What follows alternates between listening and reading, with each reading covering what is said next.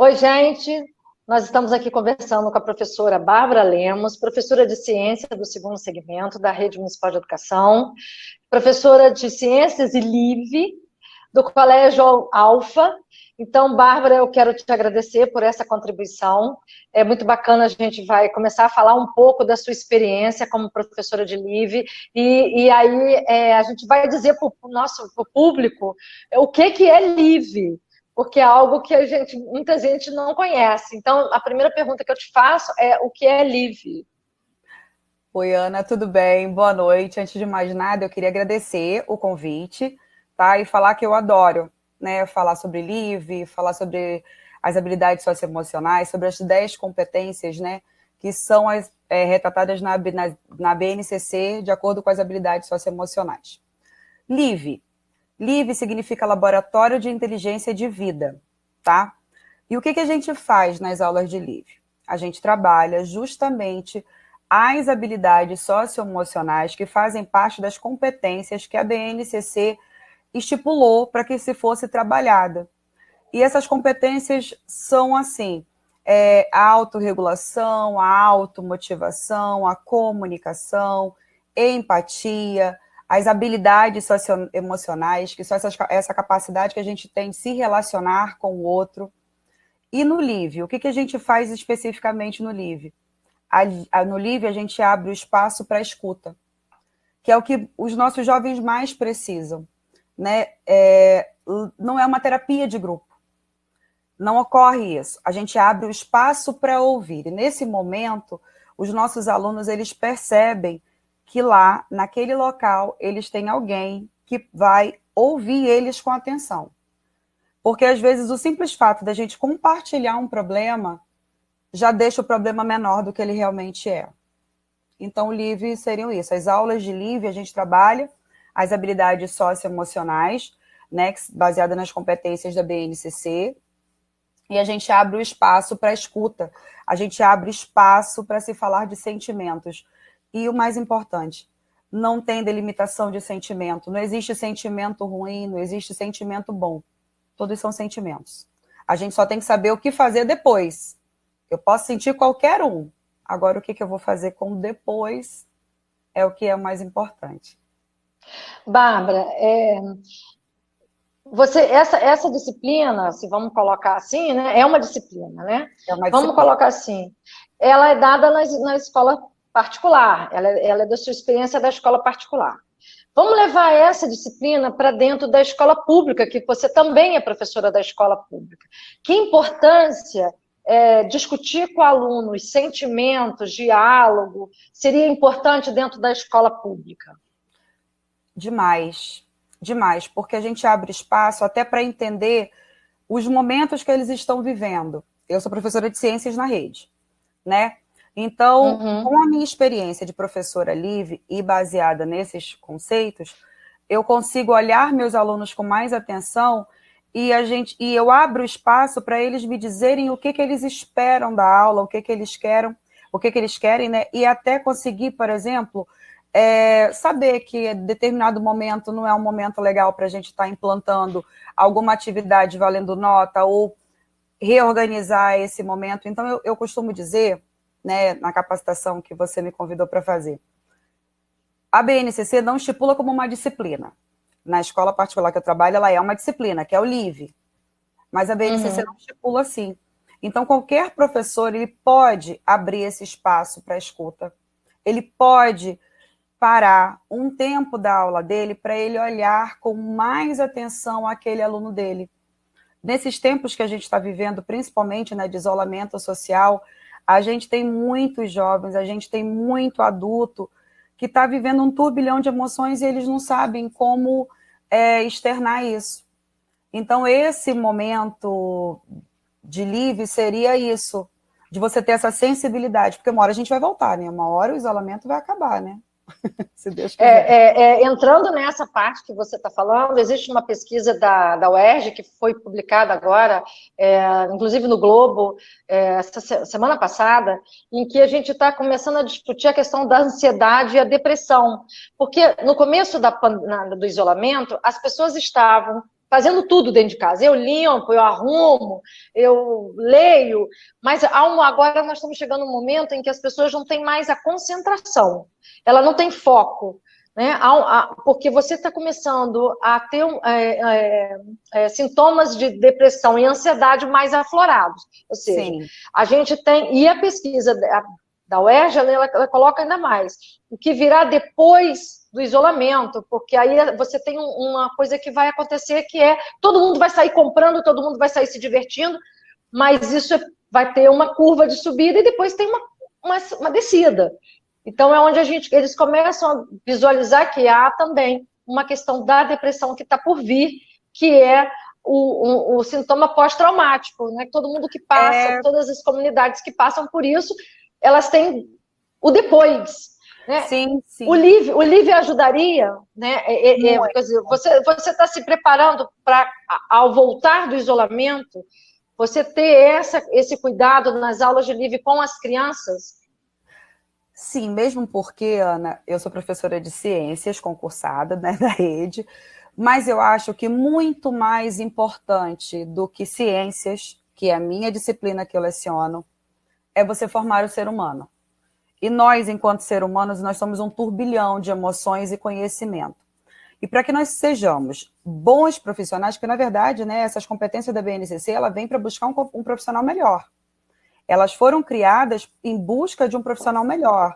Um profissional que ele prime pelo bem-estar da empresa, mas que ele não pise no pescoço do colega para alcançar aquele bem-estar da empresa, para que ele não alcance aquele lugar que ele gostaria, para que os trabalhos em conjuntos eles possam ser feitos melhores. Então, sim, eu tenho me preparado para isso. Nas minhas aulas online, na escola privada, né, no Alfa, como você mencionou, eu tenho esse cuidado de o tempo todo estar dizendo por que a gente está aprendendo aquilo, porque é importante, biologia, ciências, matemática, física, química, muito. Mas os nossos sentimentos também são extremamente importantes, e é bem o que você disse. Nós entramos em isolamento para ficar 15 dias, né? Isso. E todo mundo gastou todas as fichas em 15 dias. O pessoal gastou todos os livros que tinha para ler, gastou todas as séries em 15 dias. E a gente já está 2 meses sem perspectiva de voltar. Então, começa a ter essa sensação de impotência, de frustração, de desânimo mesmo. Eu acho que começa a ter um vazio, né? O vazio, a desesperança, né? Sim, e Bárbara, eu vou sair do Live para os alunos, mas como você mesmo falou, a gente fez uma espécie de Live com os nossos professores na capacitação que você deu online para os professores da rede municipal. Eu vou fazer uma pergunta assim para você, da seguinte maneira. Por que não trabalhamos isso, ou seja, um laboratório de inteligência de vida com os nossos professores? Por que eu digo isso?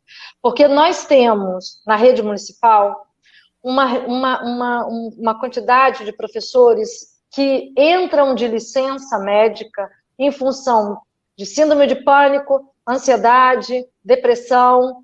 Talvez, se a gente tivesse, em algum momento do planejamento, o trabalho dos sentimentos, e não só o pedagógico, mas o trabalho, né, das habilidades socioemocionais como parte do trabalho pedagógico, você não acha que diminuiria muito e abriria um canal de diálogo com o professor de como ele está se sentindo na sala de aula e naquela escola?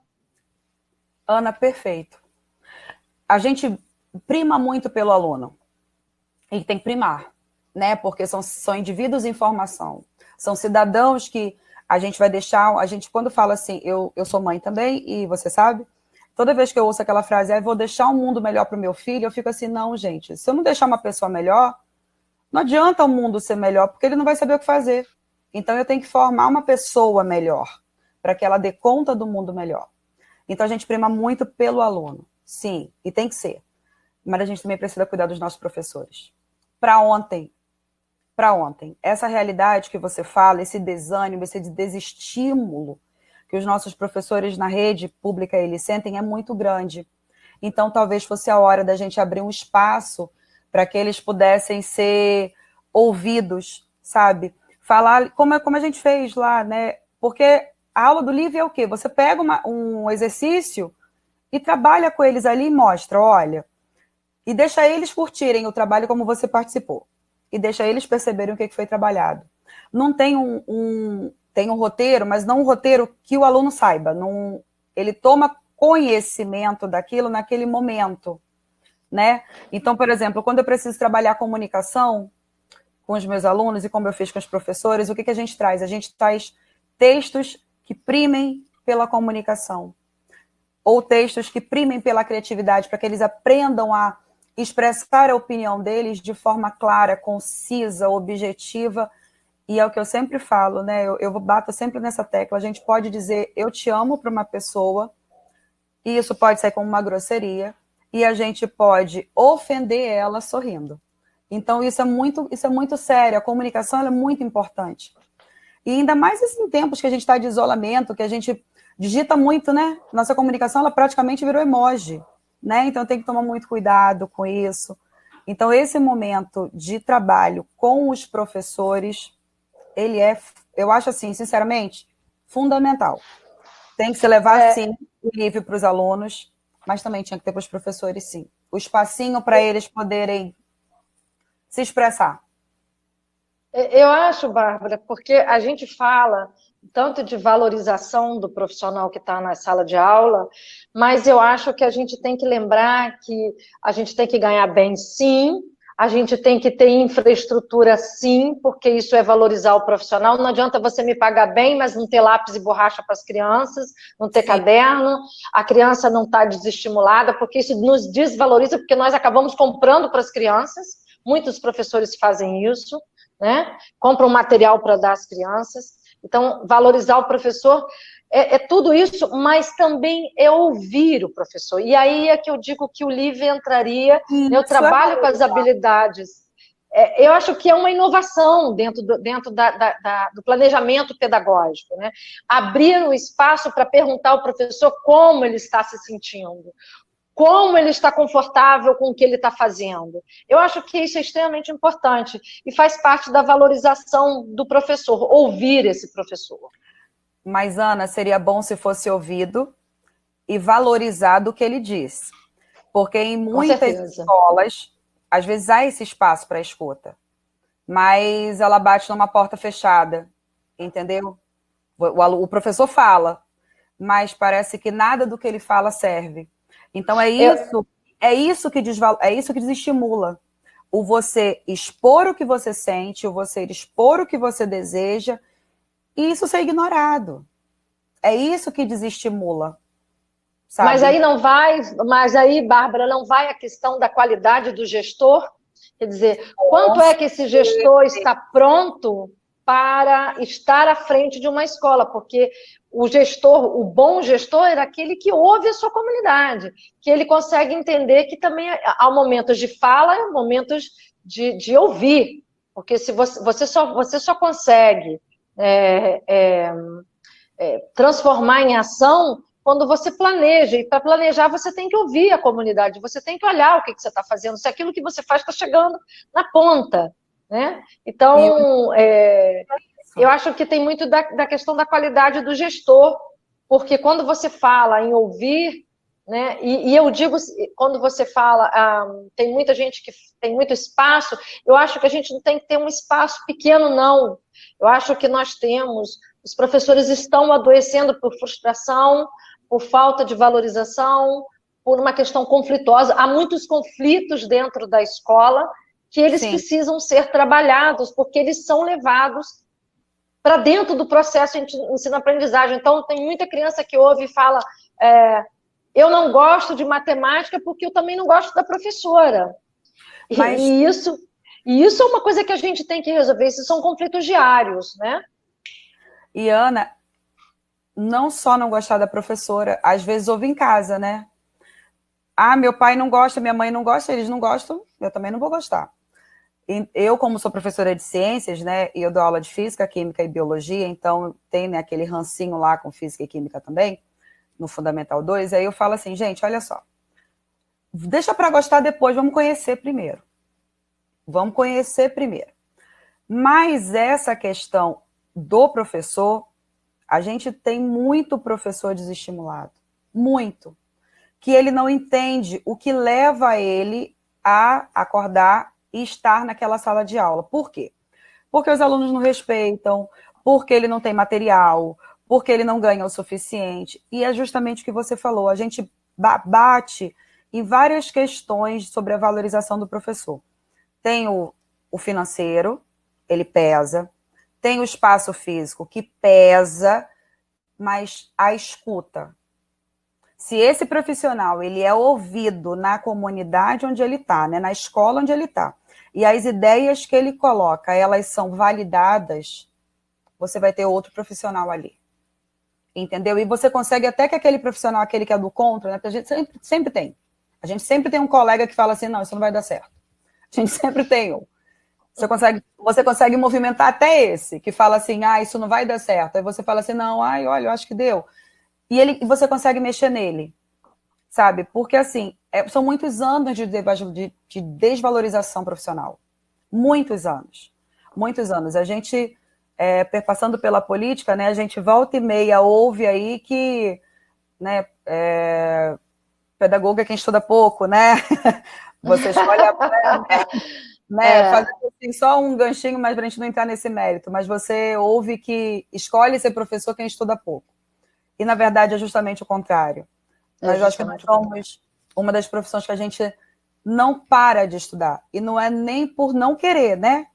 É porque ou você se atualiza, ou para dar uma aula de qualidade, ou você vira um profissional medíocre, né? Exatamente. E eu desconheço, sinceramente, nesses meus anos de profissão, eu desconheço professor medíocre. Na verdade, todos os meus colegas, fazendo elogio a todos mesmo, são professores que estão empenhados, trabalham pra caramba, mas a gente precisa mesmo desse espaço de escuta e de validação da escuta. Porque não adianta só escutar, Ana.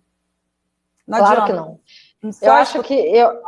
Eu acho, Bárbara, que a gente, quando você fala da questão da valorização do professor e da escuta, a gente tem que ter, desde da estrutura da própria secretaria, até o gestor que está lá e o colega que está lá, a gente tem que criar uma capacidade, uma habilidade da escuta, do ouvir, né? Que é essa habilidade da comunicação.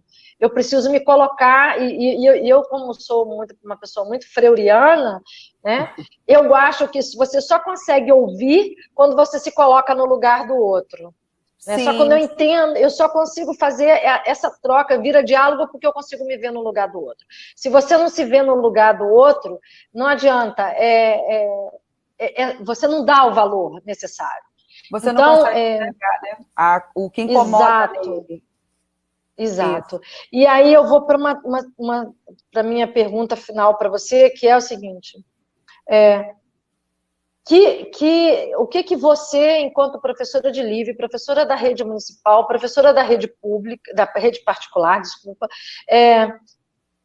implantaria dentro desse modelo que a gente tem de escola hoje, para que houvesse esse momento de escuta? Onde é que em que momento você colocaria essa disciplina, ou esse momento? E eu vou dizer para os dois lados, tanto para os professores quanto para os alunos. Eu tenho uma sugestão. Talvez eu aplicasse o LIVE nas aulas de religião, porque é lá também que a gente pode trabalhar, principalmente as questões dos valores, né? Muito mais do que religião, você trabalhar os valores, né? Que já é trabalhado, mas eu acho que o LIVE, eu estou falando, né, dessa nomenclatura porque eu gosto muito dessa. Eu acho que o laboratório de inteligência de vida é uma coisa que me soa tão bem, porque você precisa, nesse mundo que a gente vive, que você falou muito bom quando você colocou a questão, é um mundo muito digital, né? É um mundo de likes. Quanto mais likes, melhor. Quanto menos like, pior para mim, e mais depressivo eu fico e mais eu vou buscar. Então, você tem, por exemplo, a questão das meninas que querem ser lindas, louras e magras. Né? Você tem a questão de vender uma imagem que muitas vezes não te faz feliz, mas por conta dos likes, você vai colocar ela em ação. né? Uma preocupação com uma estética, então muito mais uma preocupação no muito mais parecer do que ser, sabe? E que não posso tirar os professores dessa história. Eles também passam por isso, né? E aí a desvalorização de alguns profissionais por conta da sua imagem também, né? Então, eu acho que é preciso trabalhar valores. E as habilidades socioemocionais, me parece que eles entram muito a fundo na discussão desses valores. Está discutindo o mundo atual, esse mundo que a gente vive, tão distante e tão perto ao mesmo tempo. Então, a minha pergunta é, como que você trabalharia isso? Qual seria a sua sugestão para trabalhar tanto com professores quanto alunos? Bom, eu acho assim, que eu penso muito como a BNCC. Eu acho que não precisa ser uma disciplina, um professor para trabalhar. Eu acho que todos os professores, eles podem pegar um momento da aula para escuta. Mas se nós fôssemos montar como disciplina, cabendo uma grade, eu não tiraria o nome da disciplina, eu deixaria ela livre. Eu deixaria ela também. livre. Entendeu? Eu deixaria a disciplina livre. Para que os alunos também. Porque assim, a gente tem uma educação cartesiana, né? Uma educação no estilo Ford ainda, né? Então ela é muito, muito certinha, muito cartesiana. Então os alunos eles meio que se preparam para aquela aula. Então se a gente botar na grade uma aula livre, eles sabem que aquele momento ali, eles vão ter o momento deles de escuta. Na aula de religião eu acho excelente, porque na religião a gente tem que trabalhar as competências que são colocadas pela BNCC. Mas isso poderia confundir os alunos, assim como a minha ideia inicial, que é de todos os professores trabalharem. Mas, quando você me pergunta assim, em que momento trabalhasse com os professores? Fazer reunião pedagógica com a sobrecarga que nós, professores da rede municipal, já temos, acho pouco provável que a gente conseguisse fazer a galera se interessar pela ideia, entendeu? Sim. Isso teria que ser tipo um mingau quente, você vai comendo pelas beiradas, vai propondo os encontrinhos sem o nome reunião pedagógica, aproveita o momento ali de descontração e vai fazendo aos pouquinhos. Porque a gente tem realmente um desgaste muito grande. Muito grande, muito grande. Né? A gente, de professor não ir porque às vezes não está no dia e no horário dele naquele dia. Isso seria fantástico se todos os professores pudessem ir. Então, eu penso que, tirando o nome de reunião pedagógica, criar, assim, um dia na semana dentro daquela grade, sabe? De aula. Uhum. Vamos fazer ali... Eu trabalho à tarde, né? No turno vespertino. Vamos fazer ali de 3 às 5, na segunda-feira, um horário livre para o professor. Poxa, perfeito. Tirou o nome reunião pedagógica, tirou aquela coisa que fica obrigatório, entendeu? E a gente tenta concentrar o maior número de professores ali naquele dia, o que não der a gente marca para outro, e tenta mexer nisso, entendeu? Agora, para os alunos, eu já penso que tinha que ter uma disciplina com o nome. Acho que tinha que ter Eu acho que sim, Bárbara. Eu acho que a gente precisa trabalhar muito os conflitos que chegam para a gente, porque eles se transladam, são conflitos vindo da parte social, né? Porque a escola faz parte desse mundo do todo, tanto do mundo do trabalho quanto as questões sociais, elas entram dentro da escola. Então, eu acho que o LIVE, como a gente está falando aqui, ele talvez pudesse nos ajudar, enquanto professoras, a mediar um pouco mais esses conflitos que tanto estão dentro das nossas disciplinas, né? Estão no momento da aprendizagem. E eu acho que isso é extremamente importante hoje. E é também uma forma de escutar os professores. Eu acho que é importantíssimo essa escuta, porque quantos dos nossos colegas simplesmente querem ser ouvidos, porque eles adoecem por não ter com quem conversar determinadas situações que acontecem na sala de aula, e eles carregam esse barulho dentro deles o tempo todo, né? E não só na sala, né, Ana? Porque, na verdade, nós somos seres plurais, a gente não desliga botão, né? A gente não tem chave. De tipo, eu vou para a escola, desliguei a chave da casa, vou para casa, desliguei a chave da escola. Quem dera fosse assim. E realmente é isso, às vezes só o espaço da escuta ele é suficiente. Às vezes a pessoa que te conta um problema, ela não quer, na verdade, você nem enxerga como problema, porque às vezes você nem julga tão grande assim, mas às vezes ela nem quer a solução, ela quer ser ouvida. Só isso. E é isso justamente o que o livro propõe. É a escuta. Mas é a escuta atenta. Não é aquela escuta que hoje em dia a gente tem, né? Fala, e você está mexendo no celular, ou vendo filme, ou... É uma escuta atenta, é uma escuta que te valida o que tu sente. Exatamente. Entendeu? Bárbara, eu quero te agradecer. Nosso papo foi muito bacana. Eu gosto, você sabe que eu sou fã incondicional do Live, Eu sei. e então, assim, eu espero que em algum momento a gente possa trazer essa sua experiência para dentro da rede municipal, que as pessoas conheçam. Meu Eu acho que sonho. Meu você sonho. colocou bem para os professores, quando a gente fez aquela capacitação, eles adoraram. Então, a gente vai fazer um ao vivo, se Deus quiser, tá bom? Vamos Meu sim. agradecimento, meu agradecimento para Obrigada. você.